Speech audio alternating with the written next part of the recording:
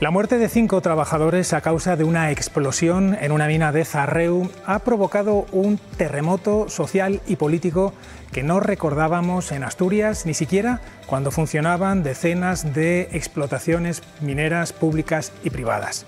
24 días después de aquel suceso siguen las dudas sobre lo que ocurrió, pero también sobre el funcionamiento de un sector que muchos creían ya totalmente abandonado. Hoy en La Otra Arista hablamos de las minas de carbón y de otros minerales.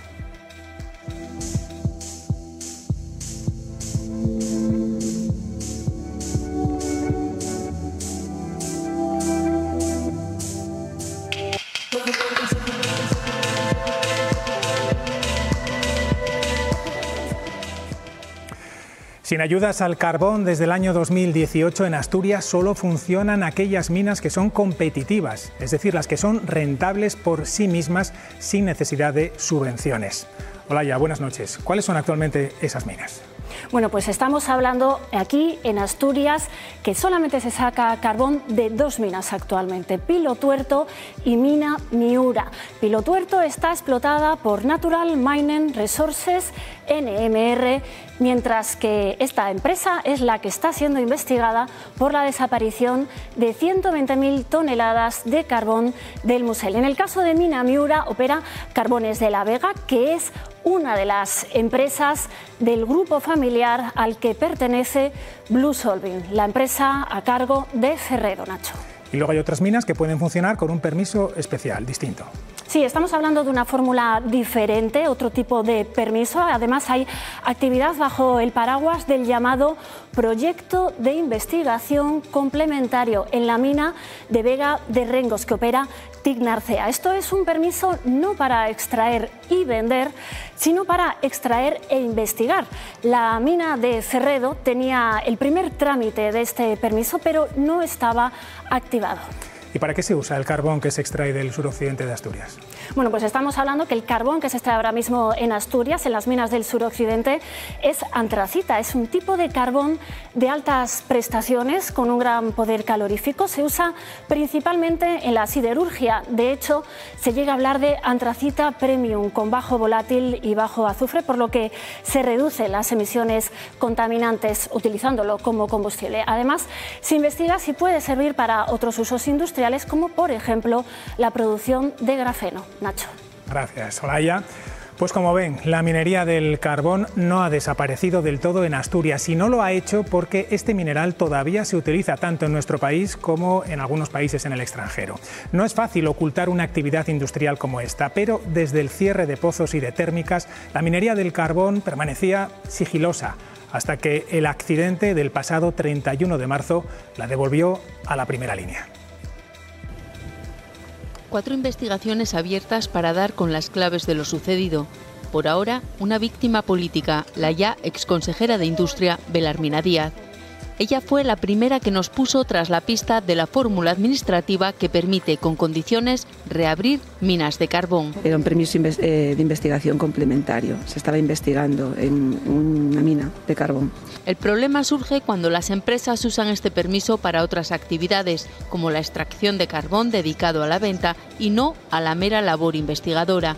En el caso de Zarreu, además, el permiso ni siquiera estaba activo. No hay ningún permiso de extracción de carbón. El proyecto de investigación complementario tampoco tiene un plan de labores que se exigía para poder activarlo. Si a todo esto se añaden unas condiciones laborales muy malas, el riesgo de accidentes graves se multiplica.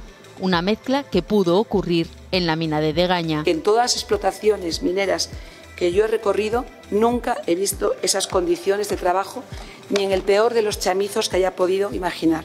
Tras la explosión, denuncias cruzadas, sospechas y la incertidumbre sobre una actividad que no está prohibida, pero sí sometida a unos controles que en este caso todo apunta a que no han funcionado. Pues para hablar esta noche de este asunto tenemos sentados a nuestra mesa a 2 de los principales sindicatos del sector, el SOMA y Comisiones Obreras, a la presidenta de los alcaldes de municipios mineros de España y al decano del Colegio de Ingenieros de Minas del Noroeste de España. Muy buenas noches a los 4 y bienvenidos. Hola, buenas noches. Les voy a trasladar la primera reflexión que he hecho hace un instante en el inicio del programa. ¿A ustedes también les ha sorprendido este impacto tan grande que ha tenido este suceso? Cuando hablo de impacto social, político, mediático. ¿Os ha llamado la atención? El que quiera puede empezar. Bueno, yo creo que más que... claro que nos sorprende, pero yo creo que pone de manifiesto el que la gente no se esperaba, lo primero, que siguiesen las minas abiertas y, por otro lado, que a estas alturas, en los tiempos en los que estamos, pudiésemos vivir un accidente como el que vivimos. ¿Están de acuerdo?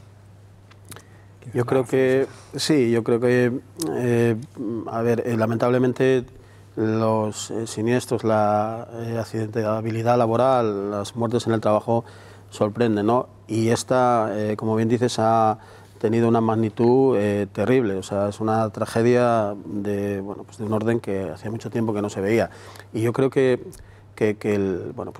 la sorpresa, ¿no? Un poco lo que apuntaba Gemma, y también el trabajo de los mineros, ¿no? Un trabajo muy duro que se ha ido, con el paso de los años, se ha ido mejorando muchísimo las condiciones de trabajo, se ha ido mecanizando para que los riesgos se fuesen minimizando, pero claro, el que en pleno siglo XXI, y como acabamos de escuchar, haya trabajadores que ni en el peor chamizo, y son palabras textuales, pues todo eso contribuye a esa sorpresa y también a esa rabia, ¿no? El impacto social del suceso es evidente, pero lo comentaba Gemma, probablemente mucha gente ha redescubierto la minería del carbón, en el sentido de que muchos, incluso en Asturias, pensábamos que la minería del carbón ya no existía, y sin embargo sigue existiendo.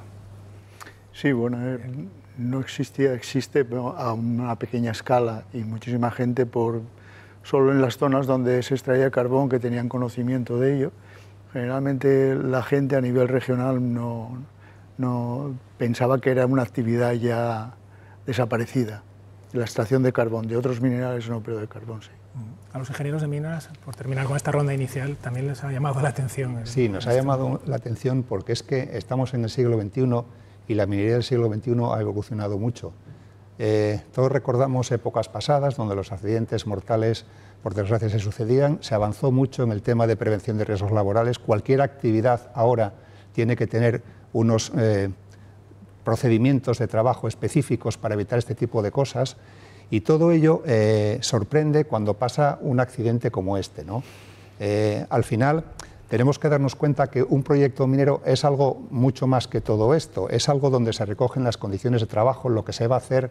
La normativa minera regula mucho el sector, regula mucho la actividad. Cualquier cosa que se haga necesita permisos, necesita autorizaciones, necesita procedimientos de trabajo, y esas cosas sorprende que haya pasado este accidente, porque son precisamente las que evitan que pasen este tipo de accidentes, y tenemos mucha normativa que ha mejorado las condiciones de trabajo desde accidentes del siglo pasado, ¿no? Entonces, por eso quizás es más sorprendente, ¿no? Cualquier actividad industrial, ya no sea la minera, cuando tienes un accidente con 5 muertos, y vaya desde aquí mi respeto a los fallecidos y a sus familiares, que desde luego no son 5 personas, son 5 con nombres y apellidos, que no es lo mismo que hablar de 5 personas. Evidentemente, cuando pasan estas cosas en cualquier actividad, no solo la minera, llama la atención, y llama mucho la atención, porque con estos sistemas actuales de prevención de riesgos no debiera de pasar esto. Entonces, cuando pasa es que alguna circunstancia no se ha hecho bien, porque si no, estas cosas... Algo ha fallado, porque si no, estas cosas no deberían de pasar. Ahora hay 4 investigaciones abiertas, hay una investigación judicial, una investigación minera, una administrativa, y desde hoy también, hoy se ha puesto en marcha una política. Con 4 investigaciones abiertas llegaremos a saber qué pasó y por qué pasó. Yo creo que dentro de las 4 investigaciones, quizá al final tienen objetivos distintos, ¿no? Yo creo que hay una Comisión Regional de Seguridad Minera que tiene que arrojar luz sobre las posibles causas del accidente, y hay como un proceso judicial que también va a arrojar luz sobre las causas del accidente, ¿no? Y luego, la administrativa y la política, yo me temo que no va a arrojar no va a arrojar luz sobre las causas del accidente, ¿no? Yo, pensando un poco en que me gustaría, en primer término, si fuese uno de los familiares, amigos o compañeros, yo creo que lo que yo quisiera en este momento es conocer las causas, ¿no? El que algo algún informe, pues alguna entidad, principalmente de estos dos, bien la Comisión Regional de Seguridad Minera, bien la investigación judicial, pudiera decir con un grado de credibilidad, con un grado de argumentación importante, que esta ha sido la causa y el accidente, como apuntaba Juanjo, se podría haber evitado si se hubiese hecho esto o si no se hubiese hecho esto otro, ¿no? Yo creo que eso, ya digo, pensando como familiar, no lo que piensan los familiares, sino lo que pensaría yo de encontrarme en ese caso, es lo que quiero en primer término para poder, bueno, intentar escribir algún renglón más del proyecto vital de las familias y de los compañeros, ¿no? Luego, evidentemente, hay una investigación administrativa que arrojará pues lo que vaya a arrojar de, bueno, pues alguna cuestión que en el funcionamiento de la Consejería o de la Dirección de Minas haya que ajustar, que lo veremos. Parte que tenía que vigilar, digamos. Sí, que lo veremos. Y luego pues hay una comisión de investigación de la Junta General del Principado de la que yo, bueno, pues no espero nada, sinceramente. Javier pertenece a la Comisión de Investigación de Seguridad Minera. ¿Cómo funciona o cómo va a hacer esta investigación? ¿Va a recibir informes? ¿Va a recibir el testimonio directo de los investigadores? ¿Cómo se va? En un principio nosotros lo que recibimos, la Comisión Regional de Seguridad Minera, recibimos información y entonces ante esa información, desde el punto de vista de los actuarios de minas, que son los responsables tienen las mismas atribuciones que un inspector de trabajo, pero en el sector de la minería, ellos son los que hacen después el informe, hacen un informe final y se nos lee. Y entonces, durante el proceso nos van dando datos en las diferentes reuniones que tenemos y nosotros cada uno vamos aportando en función de, generalmente somos gente del propio sector y gente con conocimientos tanto laborales como técnicos, están representados todos los colegios. Creo que estáis los tres, aquí San Problema estáis los tres representados. Quería también hacer un poco un hincapié en un tema que se trató aquí, sobre las causas. La causa está meridianamente clara, o sea, la causa fue una explosión de Grisú, y fue una explosión de Grisú precisamente por un trabajo ilegal, es decir, en general, ilegal.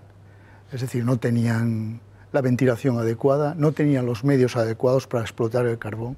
Y eso, cuando se produce un accidente, no se produce por una causa, se produce por multiplicidad de causas. Entonces, la causa la sabemos.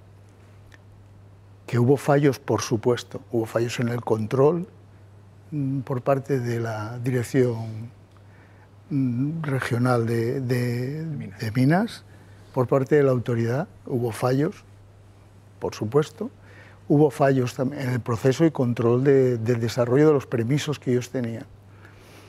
Y hubo muchos fallos desde el punto de vista laboral, fallos inadmisibles, como muy bien decía Juanjo, tal como en la sociedad que estamos hoy, en el avance tecnológico, aunque en el sector minero los avances tecnológicos no supusieron, como en otros sectores, una mejora excesiva en la seguridad. Las condiciones geológicas y de explotación se pueden mejorar, pero tampoco los márgenes de mejora no son muy grandes. Pero yo creo que en ese aspecto que es un accidente que no se tenía que haber producido en la época que estamos. ¿Algún comentario, Juanjo, Gemma? Sí, en esta comisión lo importante recalcar es que hay una comisión regional de seguridad minera y al amparo de esa comisión se ha constituido una comisión específica para estudiar este accidente exclusivamente. Entonces, en la primera reunión que hemos tenido, que ya la hemos tenido hace 2 semanas aproximadamente, se han fijado las bases para la investigación y todos los miembros lo que hemos pedido son los datos para poder llegar a conclusiones. El objetivo es saber si realmente fue una explosión de metano, como parece que puede ser, y desde luego por qué ese metano estaba ahí y qué causas fueron las que dieron lugar a esa iniciación, porque el metano no explota solo, el metano explota con algún tipo de elemento que lo active, ¿no? Una chispa, alguna cosa de este tipo. Entonces lo que hay que ver es por qué estaba ese metano ahí, dónde se produjo la explosión y como consecuencia de ello todo lo demás, ¿no? Y eso es lo que estamos esperando para próximas reuniones, que nos den datos para poder analizar todas estas cosas y llegar a la conclusión, es decir, este accidente pasó por esto, estas fueron las causas, y si procede, como en todos los accidentes anteriores que estudiamos, poner algunas condiciones preventivas. Es decir, cada vez que hay un accidente importante, siempre hay una comisión que decide si incluso haciendo bien las cosas puede haber un accidente no previsto, que alguna vez pasó. Bueno, pues aún en esos casos lo que se hace es investigarlo y llegar a conclusiones de manera que se puedan prevenir estas cosas y saquemos siempre una enseñanza de los accidentes, porque si no, no valdría para nada. Si nos limitamos simplemente en analizar el accidente, habría que ver luego las causas al futuro para evitar que esto no vuelva a pasar, ¿no? Creo que esos son los objetivos de esta comisión. ¿Y de la comisión parlamentaria, Gemma, tú qué crees que puede salir, la de la Junta General del Principado? Bueno, yo no creo que sobre ningún tipo de investigación, por lo que estamos diciendo, por los tiempos en los que estamos, porque son 5 muertos, porque estaban extrayendo ilegal, porque había avisos de que se estaba extrayendo ilegal, pero mucho más allá de eso, porque seguimos con minas abiertas, que hay avisos de que no se están haciendo las cosas bien, que hay denuncias de otras empresas y que tenemos gente trabajando ahí en unas condiciones que están diciendo que no son las que deberían de ser. Y yo creo que de todas estas investigaciones lo que se tiene que sacar es seguridad para los mineros que tenemos ahora en nuestros municipios. Porque los municipios mineros defienden la existencia de las minas, están buscando la vida en la transición económica, pero no quieren renunciar a lo que les ha dado el sustento durante muchos años, ¿no? No, desde luego. Yo creo que los alcaldes en general estamos siempre en una posición unánime, muy lejos de la política de los grupos políticos, de la política de los sindicatos. Nosotros estamos con la gente a pie de calle, y en este caso estamos con los mineros, y las minas siguen siendo rentables, siguen siendo un motor muy importante para nuestros municipios. La gente sigue queriendo trabajar en las minas, pero quiere trabajar con seguridad, no quiere que les cueste la vida. Enseguida hablaremos del negocio del carbón, de la rentabilidad de las minas del carbón, pero antes, ya que hemos visto a la exconsejera de Industria, ¿cómo valora la dimisión de la consejera de Industria? ¿Lo entienden como que una asunción de responsabilidades o lo que ella decía es facilitar la investigación? José Luis.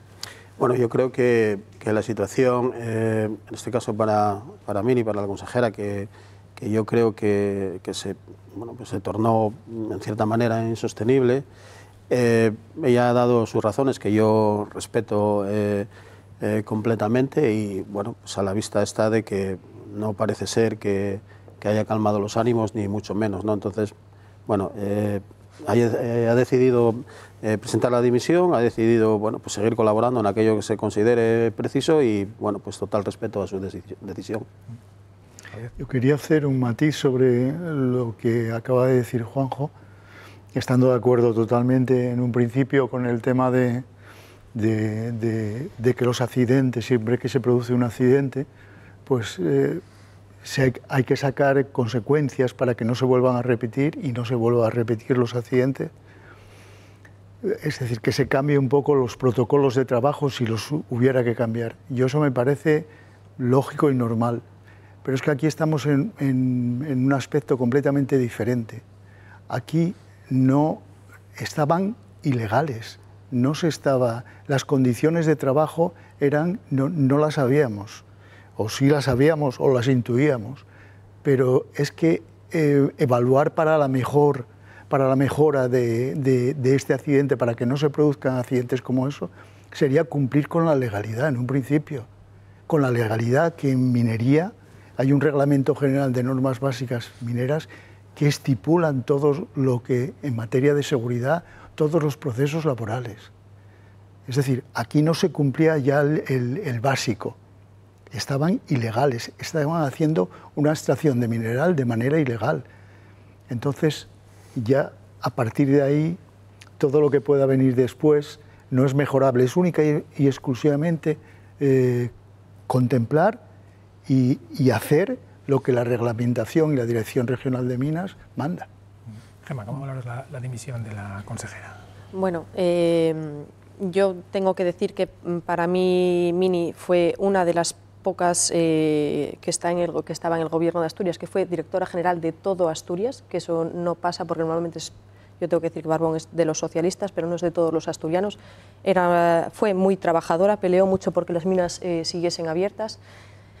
Es lo que decía José Luis, yo creo que con todo lo que hubo alrededor de él no le quedó otra salida, pero también creo que se utilizó, porque la comisión, algunos partidos que decían la comisión sí, y en el momento en el que ella dimitió la comisión no, yo creo que se la utilizó un poco.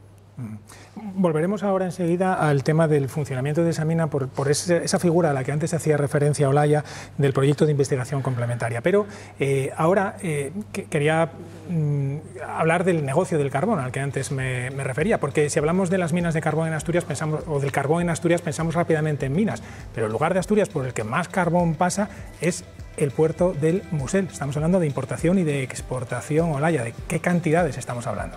Vamos a verlo porque Asturias se ha convertido en un centro logístico nacional de carbón. Con la actividad minera prácticamente en mínimos, lo estábamos hablando en la mesa, el negocio está en la compraventa de carbón internacional. Fíjense en estos datos de exportaciones e importaciones de SADEI. El año pasado vendimos carbón por valor de 84 millones de euros y compramos por 710 millones de euros. En 2023 las cantidades fueron incluso mayores, pero es que el año récord de esta serie lo encontramos en el año 2022, fue el año del inicio de la guerra de Ucrania, el precio del carbón estaba completamente disparado. Fíjense hasta dónde llega el volumen de exportaciones y de importaciones. Las exportaciones llegaron a ser incluso de más de 2.000 millones de euros y supusieron el 30%, nada menos que el 30% del total de las que se hicieron desde Asturias. Esto, sin duda, ha tenido una consecuencia indirecta que ha sido permitir mantener la importancia del puerto del Musel como puerto granelero del país. En ese año de récord, el puerto de Gijón llegó a mover más de 3 millones de toneladas de carbón, 3.400.000 toneladas de carbón, que si lo queremos ver de una manera gráfica equivale a llenar más de 1.000 piscinas olímpicas. Es interesante ver de dónde se compra y también, bueno, pues a dónde se vende este carbón. Compramos en Australia y Estados Unidos, pero en muchos más países que vamos a ver aquí representados en color azul, todos estos, y vendemos a muchos más, los que representamos en este mapa de color amarillo. Fíjense algunos de ellos que lejos llegan a estar, como Nueva Zelanda. Son datos que nos ha facilitado Asturex de las compraventas de los últimos 4 años. Vemos que incluso hay países que están en rayado, que tanto son exportadores como importadores. Esto tiene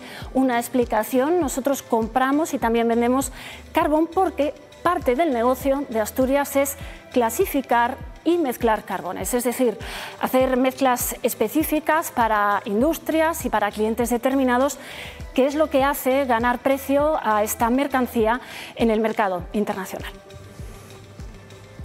El mercado de la exportación y la importación, que ha estado en las últimas décadas en Asturias, a veces en momentos determinados rodeados de ciertas sombras, luces y sombras, pero es completamente legal, ¿no, José Luis?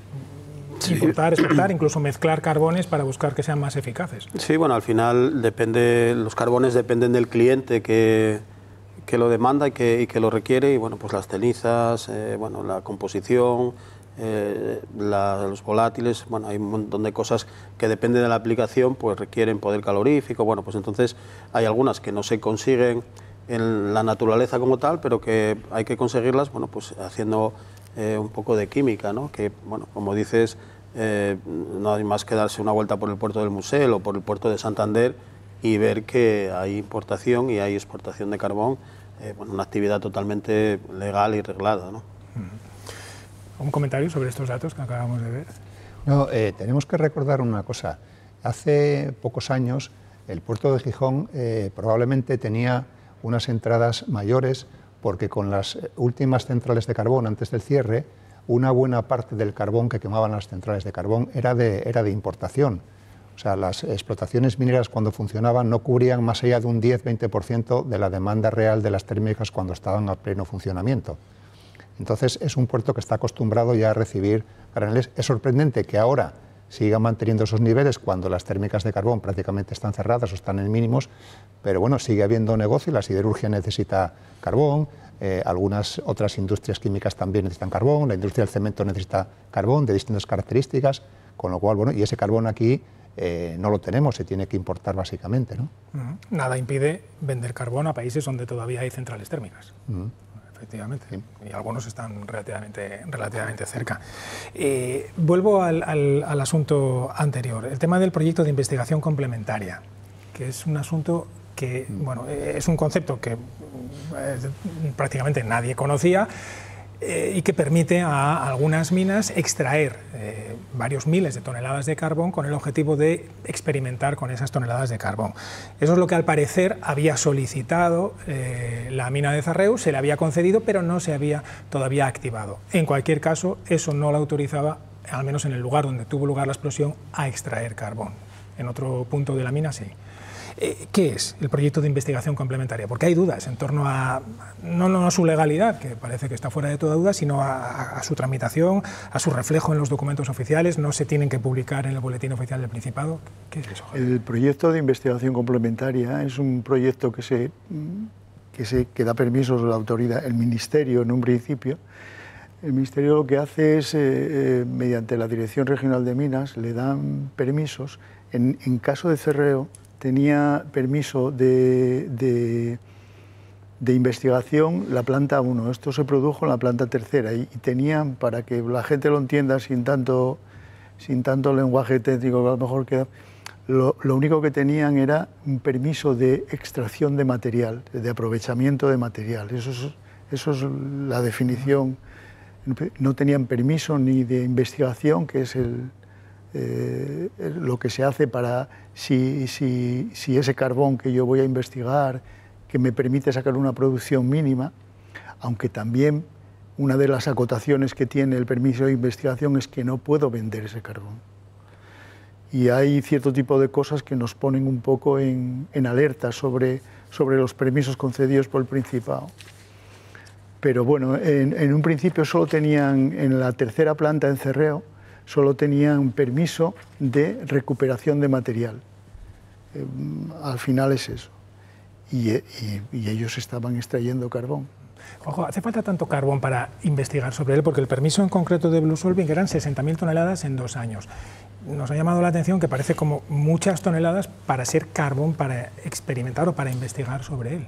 A ver, depende para qué se utilice. Normalmente los permisos de investigación, por complementar un poco lo que decía Javier, son permisos que se dan cuando ya tienes otra explotación de otra cosa.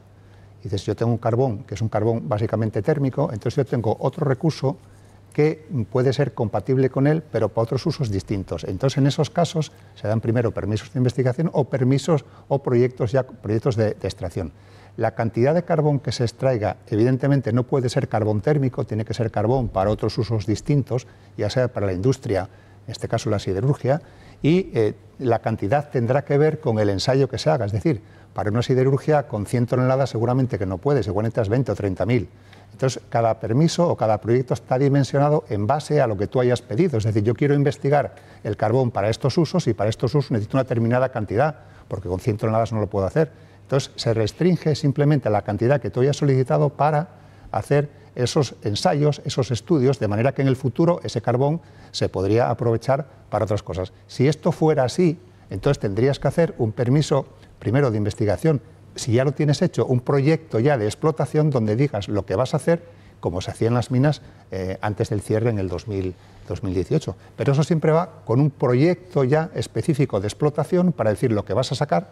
Y ahí es donde, insisto, tiene que haber las medidas preventivas, todas aquellas medidas que son las adecuadas, porque además la normativa minera es muy extensa. Quizá la minería es la que más regulación tiene. Entonces, aprobar un proyecto de explotación es una actividad muy rigurosa en cuanto a la tramitación. Es más, tú cuando haces un proyecto de explotación tienes que decir qué vas a hacer cuando cierres la mina. Tienes que hacer un proyecto al final de o bien restauración o bien de recuperación, y eso tienes que decirlo en el momento que tú presentas el proyecto de explotación. Y no solo eso, sino que además tienes que dejar unos avales económicos que permitan que se haga ese proyecto de restauración, aunque la mina cierre o la mina fracase. Tienes que, en el proyecto de explotación, dejar unos avales, y si no, no te darían ese proyecto de explotación.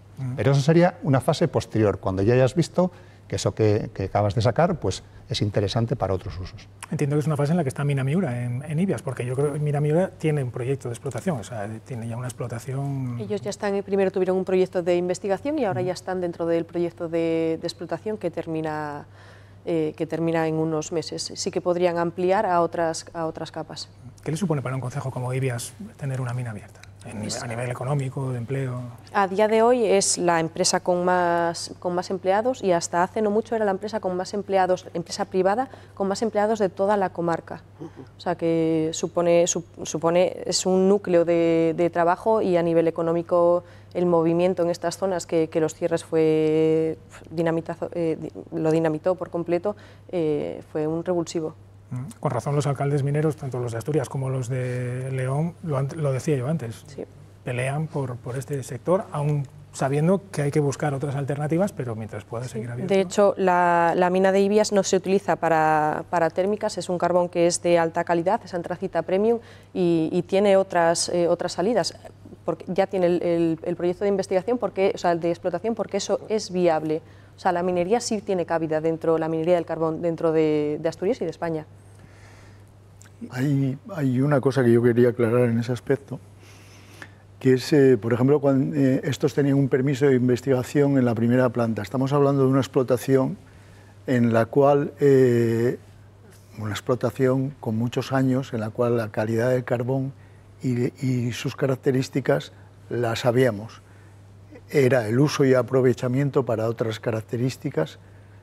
Para ese tipo de cosas nosotros pensamos desde el punto de vista técnico y desde el punto de vista laboral que hay cosas que son de muy difícil de gestión, y una de ellas es que se le da un permiso para extraer diariamente en un permiso de investigación 113 toneladas al día de mineral. Yo creo que para hacer un proceso de investigación y para ver que eso tiene una salida económica para el empresario, que después pedirá los permisos de explotación y toda la normativa, se le aplicará toda la normativa, nosotros nos parece que es excesivo. 113 toneladas al día en un proceso de investigación nos parece que es excesivo, porque hay incluso sitios en los cuales cuesta trabajo sacar con permisos de explotación esa cantidad. Yo me parece que nos parece a nosotros, desde la Federación de Industria y Comisiones, nos parece totalmente abusivo. Y ese tipo de permisos da a que se produzca lo que se produjo posteriormente. De hecho, sí, en Ibias son 20.000 toneladas en 5 años, unas 4.000 al año. ¿De explotación? De explotación, unas 200 y algo al día en explotación. No son muchas, teniendo en cuenta que el permiso de Blue Solving eran 60.000 toneladas en 2 años. Sí, yo apuntar, vamos a ver, y un poco también lo que comenta Gemma, ¿no? El permiso de investigación complementario, yo creo que es una figura, y voy a relacionar un poco lo que hablaron todos, ¿no? Es una figura que, como apuntaba Juanjo sobre la normativa y la regulación de la minería en Asturias principalmente, bueno, pues está ahí, tiene unas condiciones y unos condicionantes que salen de un debate, de una discusión, de una reglamentación, de una regulación, ¿no? Y básicamente y muy resumidamente es que yo voy a ver si hay recursos minerales que puedan aplicarse a un uso distinto al que venía haciendo, que era lo que apuntaba Juanjo, ¿no? Entonces, bueno, en primer lugar, yo creo que el espíritu del PIC, ¿no?, del permiso de investigación complementario, es adecuado, ¿no? Voy a ver si cuando necesito autonomía estratégica, cuando necesito depender cada vez menos del exterior, voy a ver si yo tengo algo que me haga depender menos del exterior, y hay algunos otros municipios con distintas cantidades, ¿no? Luego, la segunda cuestión que quería apuntar es el tema de la cantidad, ¿no? Bueno, podemos discutir la cantidad mayor o menor, pero claro, realmente y yo el otro día ponía un ejemplo, ¿no? Si quiero buscar un mineral que me cubra el embalse de Tanes para que no se evapore el agua, haré la prueba en una superficie importante, ¿no? Y igual tengo que llevar un barco de ese mineral o de ese elemento que vaya a cubrir eso. Si lo tengo que hacer del estanque de los Patos del Parque San Francisco, pues puedo llevar pues un camión, ¿no? O sea, quiero decir que las cantidades, más allá de que son debatibles y pocos y muchos, yo creo que tienen que ir en consonancia con lo que se pretende, ¿no? Y hay carbones ahora mismo que se están encaminando a que la siderurgia emita menos CO2, haya menos emisiones de CO2. Entonces, cuando tengo un resultado ya solvente para decir que ese carbón reduce las emisiones de CO2 en un 30, en un 40 o en un 10%. O sea, ¿me vale, no me vale? ¿En qué momento paso el tema, ¿no? Yo creo que el espíritu de los permisos y el nacimiento, la génesis, yo creo que está más o menos bien, ajustable como todo, pero más o menos bien. ¿Dónde está el problema? Como todo en la vida, cuando se pervierte el espíritu de ese permiso, ¿no? Y aquí, bueno, pues como se está apuntando, no tengo ni siquiera el permiso de investigación activado y estoy sacando carbón. O sea, está claro que hay una perversión de ese PIC, ¿no? Pero yo lo que también quiero decir es que tenemos que tener cuidado, y ahí apuntaba Gemma muy bien, porque quien cumple y quien tiene el seguimiento, quien hace todo, bueno, pues bien o con los parámetros de seguridad y de control que tienen, que además genera actividad y empleo en unas zonas que tenían monocultivo del carbón, y como apuntaba la alcaldesa, pues ha desaparecido esa actividad y no se ha generado actividad alternativa, ¿no? Con lo que o cerramos todo aquello, se va la gente, o bueno, buscamos alternativas, ¿no? Entonces, no quiero decir que se trabaja a cualquier precio, no quiero decir que no se persiga a quien incumple, a quien pervierte los permisos, pero sí quiero decir que igual tenemos que tener bueno, pues un poquitín de ver con caso a caso y situación a situación, donde hay permisos que están bien, que tienen una buena dinámica de trabajo y que son aprovechables, y donde hay que corregir porque haya desviaciones o disfunciones. ¿Me permites hacer un matiz? Sí. Vamos a ver, yo desde el punto de vista, estoy un poco en desacuerdo con alguna de las opiniones que se dio aquí, no con la general, pero con algunos matices. Es decir, los permisos de investigación, que como decía José Luis, pues en cierta manera sí, cuanto más mineral extraiga, más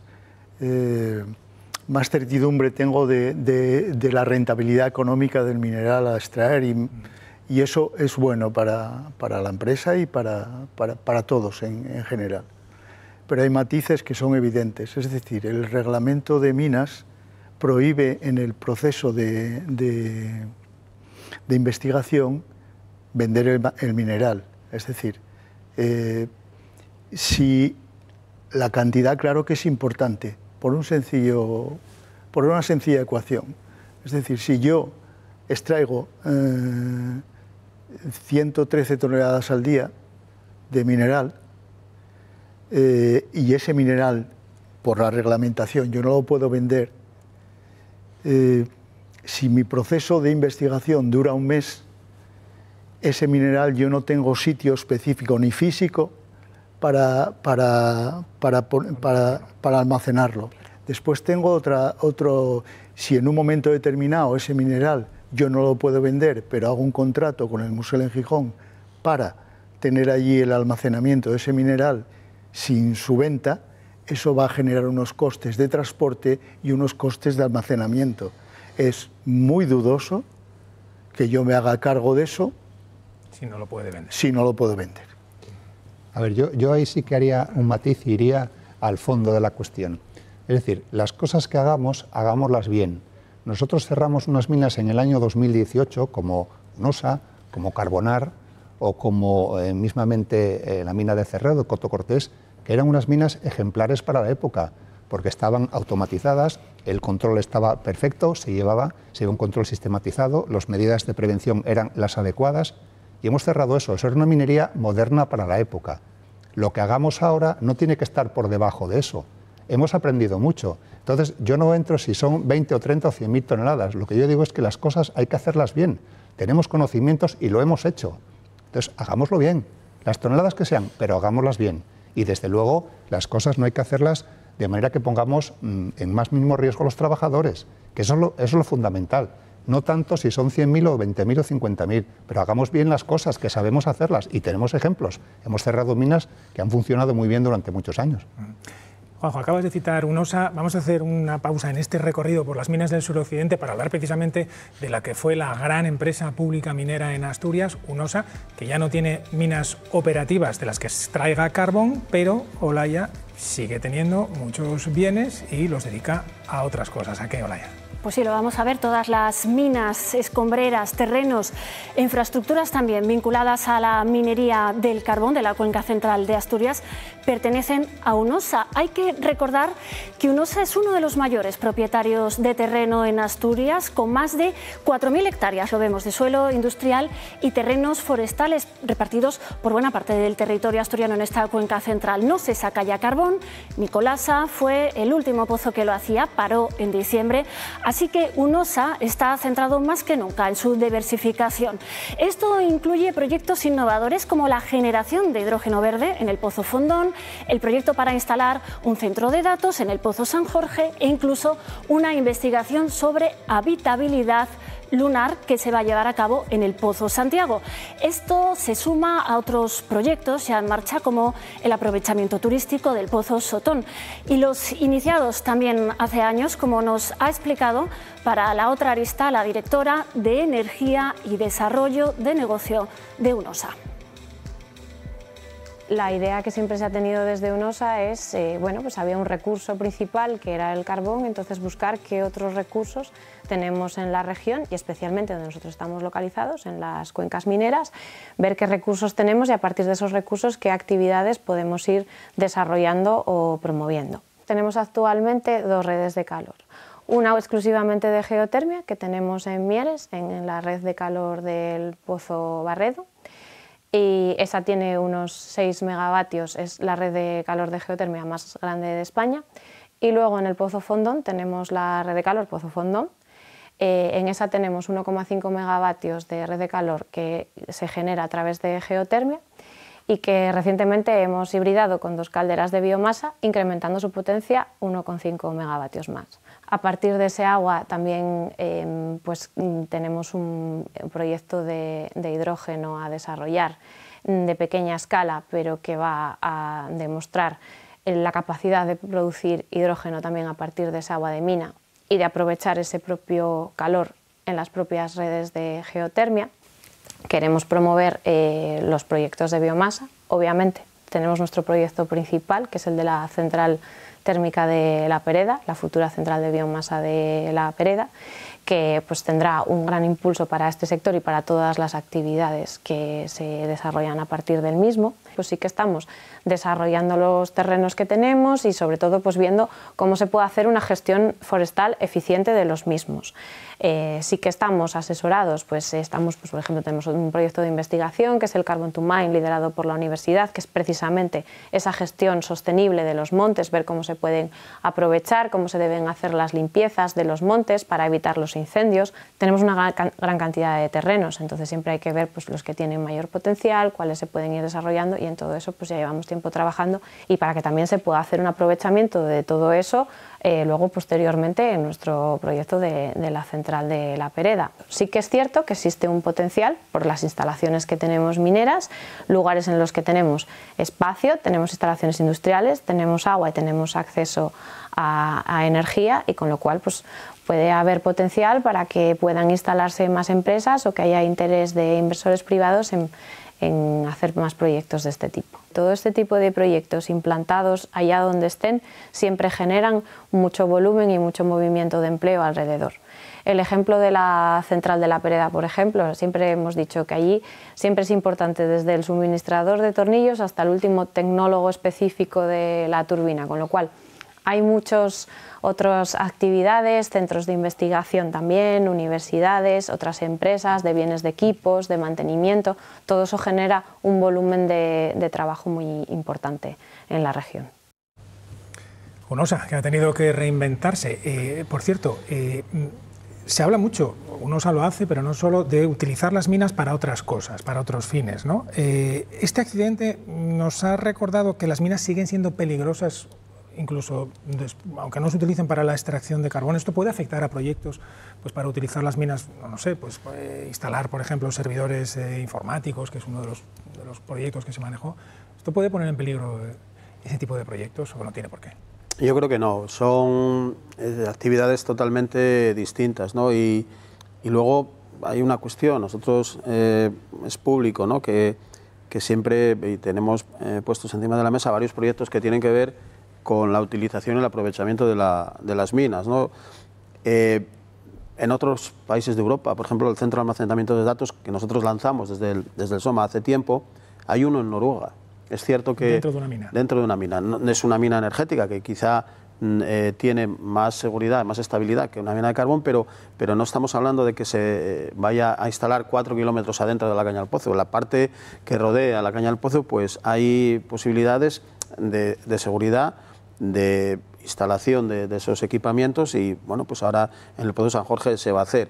Porque aparte de la singularidad, o sea, bueno, pues que hay, ¿no? Que tenemos una mina y eso caracteriza el emplazamiento, hay otro elemento muy importante que es el agua, ¿no? El agua de mina, que es una ventaja competitiva que tenemos, y cuando uno ve que ponen centros de datos que tienen un gran consumo de agua en lugares donde tienen problemas de abastecimiento, incluso de agua potable, bueno, pues algo no cuadra. O sea, nosotros que tenemos aquí agua y nos cuesta trabajo traer esas inversiones, porque allí que no lo tienen y tienen problemas para suministrar agua potable, van allí las inversiones, ¿no? Eso es una cuestión que hay que estudiar. La producción de hidrógeno con el agua de mina, y lo dijo aquí el director del Centro del Hidrógeno, pues es una de los proyectos factibles y que tienen que desarrollarse.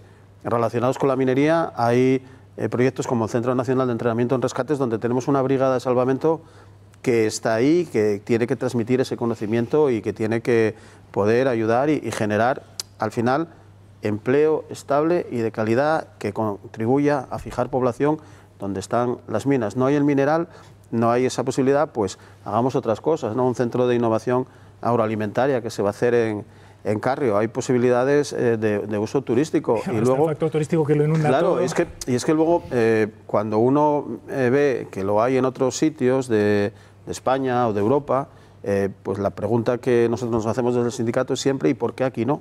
¿No? Y en eso estamos peleando. Yo creo que UNOSA tiene que ser, es empresa pública y es que tiene que ser la tractora de todo esto, tiene que realmente implicarse las energías renovables. O sea, estamos viendo en Canarias que hay un bombeo inverso que bueno, pues se hace con la necesidad de paliar la sequía y de poder suministrar agua, y aquí podemos hacer en el Pozo San Nicolás un bombeo inverso con menos infraestructura, con más conocimiento y con menos inversión, y podemos tener un parque de energías renovables que ayude a generar empleo, ¿no? Cada empleo que se produzca, cada empleo que se genere en Asturias va a significar que gente queda en Asturias y desarrolla su proyecto vital aquí.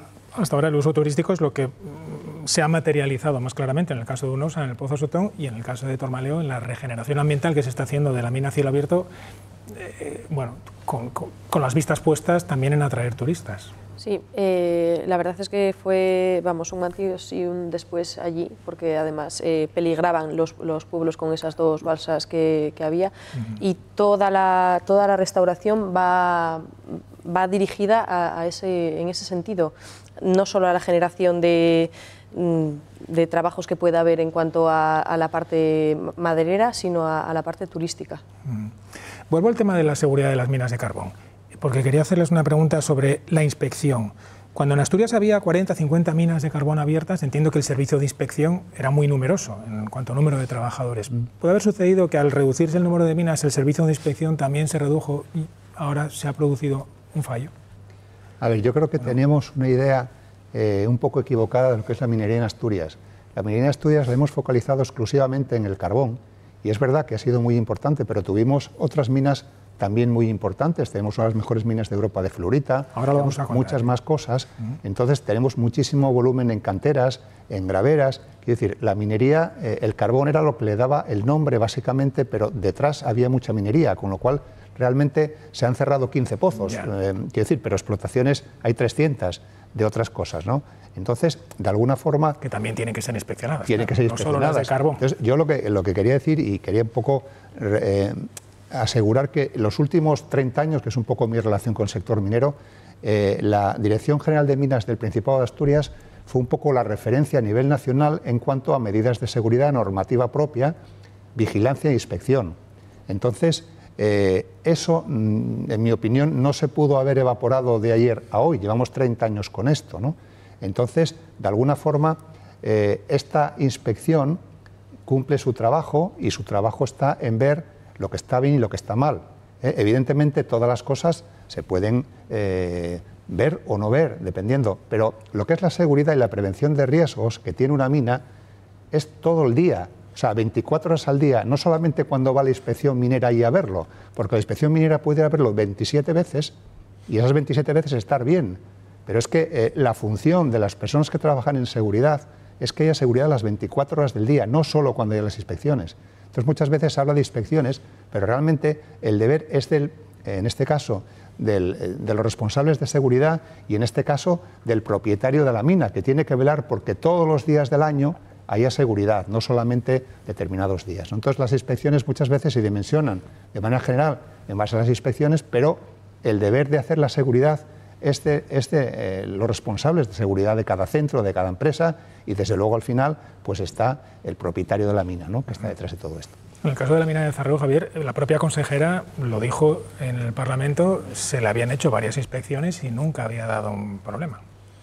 Bueno, en un principio no, las inspecciones que ellos hicieron, la última inspección que se hizo en donde ocurrió el accidente, en la planta 3, vamos a definirlo así, fue hace 8 meses antes del incidente.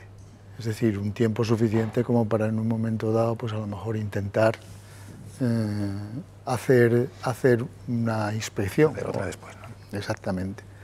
Ante esas circunstancias yo estoy de acuerdo con Juanjo, pero hay matices en ese aspecto.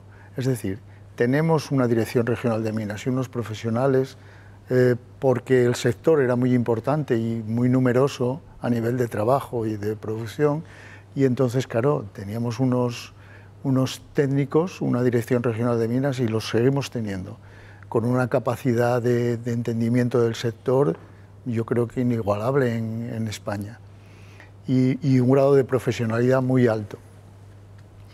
Y echarles la culpa a la Dirección Regional de Minas como único culpable de este desgraciado accidente es un poco ser injusto. Bueno, Juanjo citaba al empresario. Exactamente. En este caso. Yo creo que partiendo de la base del empresario, pero también tiene, es decir, hay responsabilidades de todos un poco. La autoridad minera tiene que velar porque las condiciones, la normativa y las condiciones en materia de seguridad, y ahí estoy un poco en desacuerdo con Juanjo, porque por encima de todo tienen una calidad los inspectores, como ya bien dije antes, muy buena y muy alta, pero existe un problema, es decir, ellos también, el número de inspectores bajó, pero el número de explotaciones bajó de una manera mucho mayor que el número de inspectores, con lo cual la comodidad y no la comodidad, la eficacia a la hora de la inspección tendría que haber sido mayor por ejemplo, de hace 20 o 15 años, que había un sector muy fuerte con muchas explotaciones. A ver, yo creo que en ese sentido, sí, un comentario. Las inspecciones se dimensionan en función de el riesgo que cada una tiene. Es decir, tú, si estás en una cantera y hay 5 trabajadores, pues a lo mejor vas a la cantera una vez cada 6 meses, porque el riesgo es bajo. Si tú tienes una explotación minera de carbón, como pasaba hace unos años cuando estaban todas, yo recuerdo de trabajar en minas y prácticamente todos los meses tenía una inspección porque había un riesgo elevado. ¿Por qué? Porque estábamos sacando 1000 toneladas al día de carbón y eso supone un riesgo. Entonces, normalmente se dimensionan así, es decir, no hay nada escrito de si tiene que estar cada 1 mes, cada 2, cada 3 visitándolo. Entonces, eso se dimensiona en función del riesgo. En teoría, el riesgo que tenía esa explotación, que no era una explotación simplemente por lo que se comentó, que tendremos que ver luego si se confirma esto con las investigaciones, era simplemente una recuperación de material, y cuando hablo de recuperación de material, hablamos de recuperación de carril y recuperación de cuadros. Eso, desde el punto de vista minero, tiene una repercusión muy baja en cuanto a lo que es la seguridad, es decir, ahí prácticamente no hay accidentes nunca. Entonces, igual no tiene mucho sentido ir a verlo todos los meses, porque realmente no tiene ese riesgo. Otra cosa es que digas, oye, en otro sitio estamos sacando carbón, tenemos un permiso de investigación complementario funcionando, se sacan 100, 200 toneladas al día y a lo mejor eso sí que puede justificar una visita mensual. Entonces, los inspectores son los que son, las explotaciones son las que son muchas, no solamente estas, y yo creo que se dimensionan las visitas un poco en función del riesgo que se valora de cada una de las actividades. Bueno, estamos llegando al final. Sí, un apunte solo sobre, por cuantificar, en Asturias se hicieron más de 400 inspecciones frente a 80 que ya la siguiente autonomía. O sea, igual había que haber hecho 401. Ahora, bueno, pues seguramente de lunes todos hacemos tal, pero quiero decir, la magnitud no es que se hagan 6 o se hagan 12, no, o sea, más de 400 inspecciones por la dirección, por la jefatura de minas, por el servicio de inspección de minas, y la siguiente autonomía está en 80, ¿no? O sea, bueno, un segundo, Javier, porque luego terminamos ya con ello. Estamos llegando al final del programa. Tenemos un invitado esperando y no queremos hacerle esperar más para hablar, Olaya, de lo que citaba Juanjo hace un instante. Las otras minerías, no solo se saca carbón en Asturias, sino que se sacan otros minerales. ¿Cuáles son? Sí, vamos a verlo ahora. En la actualidad, Orovalle explota 2 minas en Asturias, las minas del Valle Boinás y Carles. Se extrae oro, plata, cobre, aprovechando esos cinturones auríferos que cruzan Asturias y que también exploraría, si algún día sale adelante, la mina de Salaventapia de Casariego. También tenemos minas activas de fluorita, que son 4 de Minersa, que es la mayor productora de espatofluor de Europa. Mina Moscona en Corbera es la principal mina de todas las que tiene Minersa en la región. En Asturias podría haber además las llamadas tierras raras. Esos son un grupo de 17 elementos químicos que son esenciales para fabricar tecnologías de las llamadas avanzadas, como móviles, por ejemplo, turbinas eólicas o motores para coches eléctricos, y se consideran estratégicos. Nosotros estamos viendo que de momento hay indicios e investigaciones aquí en Asturias llevadas a cabo por Asturmet Recursos. Tienen permiso de investigación en la Sierra del Aramo y en la Sierra de Peña Mayor también. Buscan cobalto, cobre, níquel, oro y plata, y aunque de momento no se confirman estas tierras raras, cabe esta posibilidad. También contamos con la investigación de la Universidad de Oviedo, en concreto del grupo Reyakmin. Para hablar sobre tierras raras y minerales críticos, estamos en comunicación con Juan María Menéndez, que es catedrático del área de explotación de minas de la Universidad de Oviedo, a quien damos la bienvenida en la otra arista. ¿Por qué estamos hablando ahora tanto, en este momento, de la importancia de estos minerales estratégicos? Bueno, no cabe duda que vamos a decir que es un tema de actualidad, probablemente disparado por los acontecimientos globales, ¿no? Sí me gustaría indicar que realmente desde la Unión Europea se lleva realizando un estudio exhaustivo de las materias primas desde probablemente el 2008, después de aquella gran crisis que tuvimos. Casualmente siempre sucede que en todas las crisis globales, sean del tipo que sea, las materias primas siempre salen se visibiliza su importancia a nivel social, ¿no? Y probablemente hoy en día todo el mundo habla de las tierras raras por ese motivo geopolítico, básicamente del interés de Estados Unidos, ¿no? en Ucrania, pero ya digo que en Europa en general, en España en particular, se llevan estudiando desde 2008, podríamos decir, tratando de ver qué importancia tienen sobre el global de la industria europea, básicamente. Quizá en el caso de Estados Unidos, Canadá, Australia, que hicieron sus estudios de criticidad después, ellos fueron más centrados, enfocados en estas materias primas, en su importancia en la transición energética. Sin embargo, en el caso de Europa, la visión es más amplia y no solo es que también la influencia de estas materias primas en la transición energética, sino que además se tiene en cuenta la influencia en toda la industria europea. Bueno, teniendo en cuenta entonces que ya se lleva estudiando un tiempo, ahora mismo tú como experto en esta materia en España, ¿qué zonas nos puedes decir que son las que tienen, bueno, pues más avanzado el camino hacia la explotación de este tipo de minerales estratégicos? Bueno, realmente no lo digo yo, lo dice Europa, que acaba de aprobar recientemente un listado de más de 40 proyectos en toda Europa estratégicos, y de esos más de 47 pues están en España. España ya fue la mina de los romanos, seguimos siendo sin duda pues una zona geológica con muchos recursos, y a día de hoy realmente ninguno de esos proyectos estratégicos están dentro de Asturias. Fundamentalmente, bueno, 3 de ellos están en Extremadura, 2 en Andalucía y luego uno en Ciudad Real y otro en Galicia, ¿no?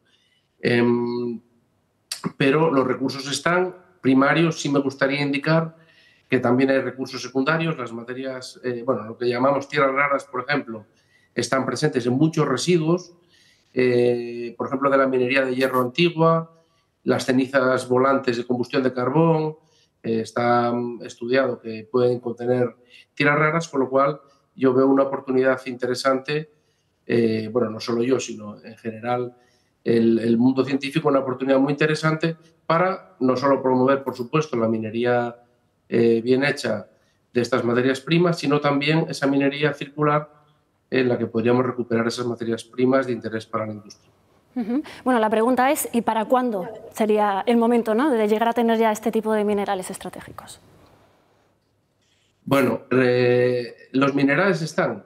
Evidentemente, lo que es necesario es que haya un desarrollo de políticas que faciliten pues esa producción responsable, sostenible de dichas materias primas para alimentar a las correspondientes cadenas de valor.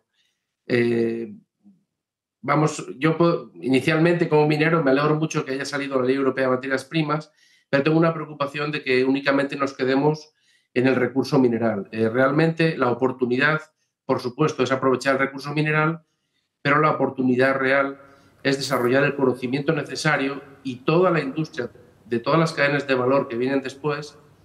Siempre pongo el ejemplo de que es muy fácil decir, pues eso, que en un móvil todo viene de una mina, y es verdad, pero las minas no hay móviles. Los móviles, para poder hacerlos, hace falta mucha tecnología, mucho desarrollo tecnológico, y eso es lo que Europa pretende desarrollar.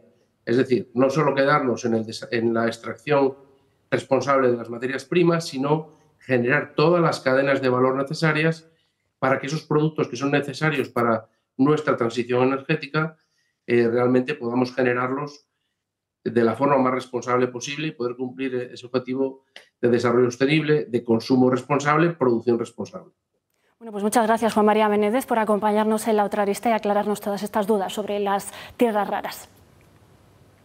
Muchas gracias, un saludo.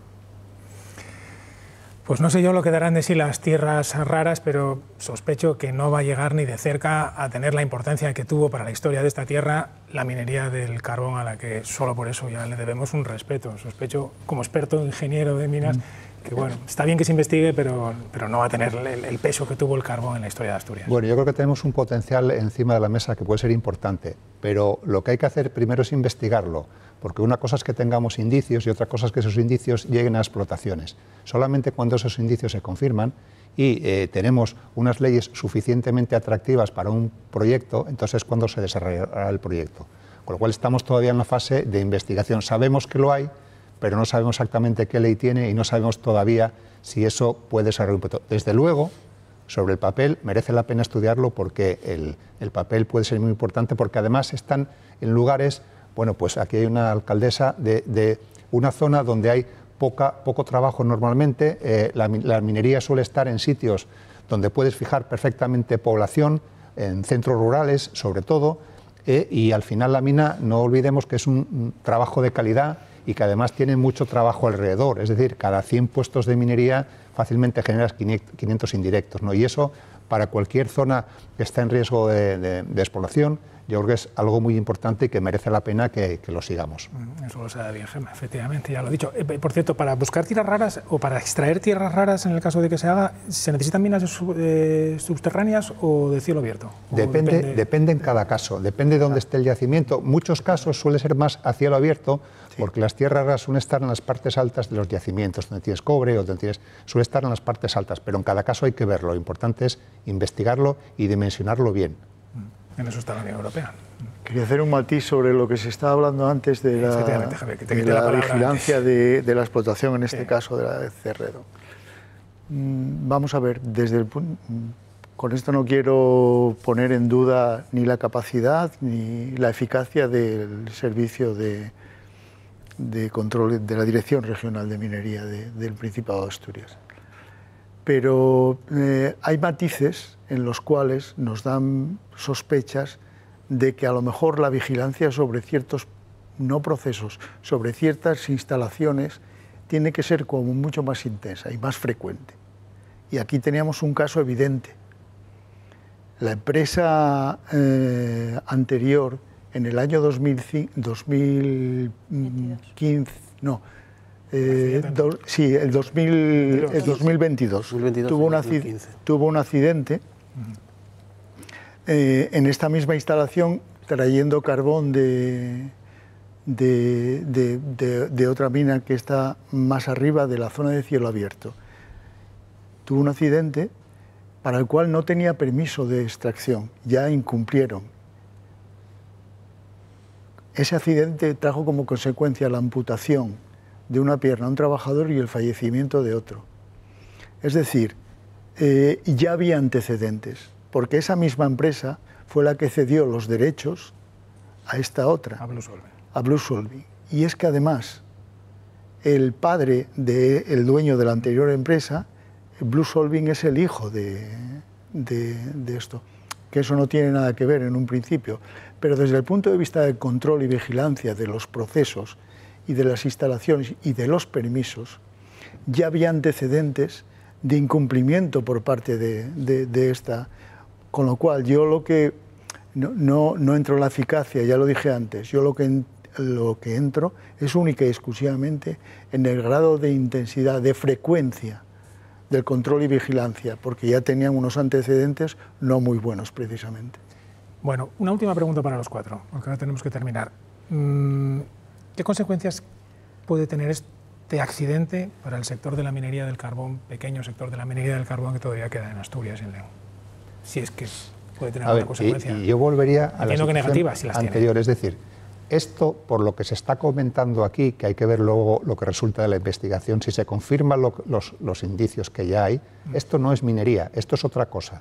Entonces, lo que tenemos que velar es porque haya minería como la que tuvimos y minería como la que hay ahora mismo funcionando en Andalucía o en otro sitio. Es decir, no puede pagar el sector de la minería el que esto sea una actividad, si finalmente se confirma, una actividad que no es legal e incumple un montón de cosas. Insisto, la investigación dirá si esto es así o no, pero desde luego, si es una actividad ilegal, eso no es minería.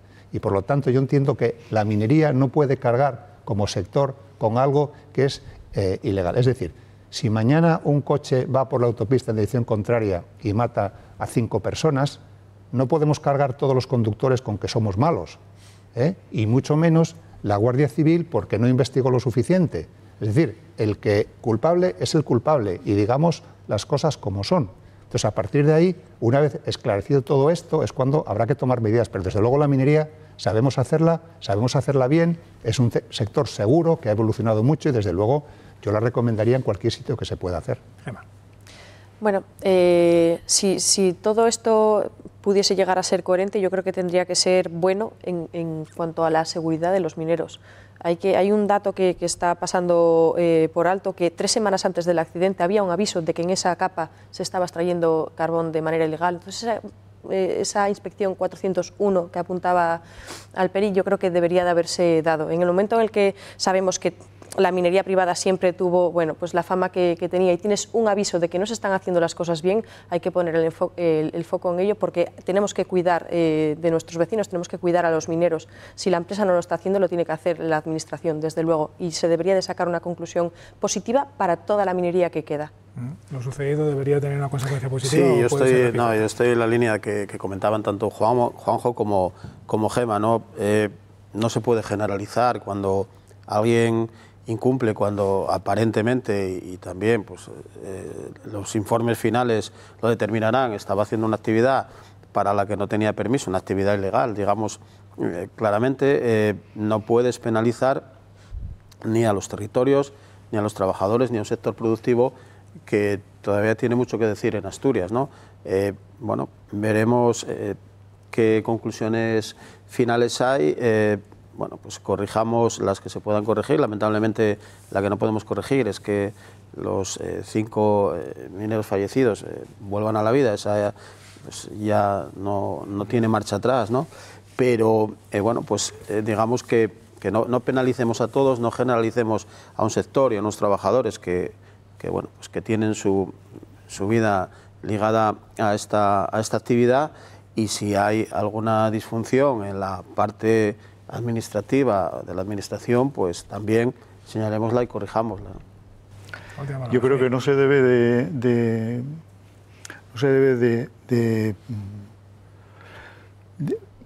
desde el punto de vista del trabajo, no se puede, a ver, estoy intentando buscar la palabra adecuada para no ser demasiado agresivo. Vamos a ver, es importante que en el propio sector, estoy de acuerdo con lo que decía Juanjo, se regule, sea un sector regulado desde el punto de vista laboral y desde el punto de vista de vigilancia y control de los procesos. Eso es esencial, es decir, un sector legal. Y a partir de ahí, pues, claro, no se puede criminalizar porque uno, como muy bien explicaba, porque uno haya incumplido, criminalizar al sector. Eso, por supuesto, estamos de acuerdo.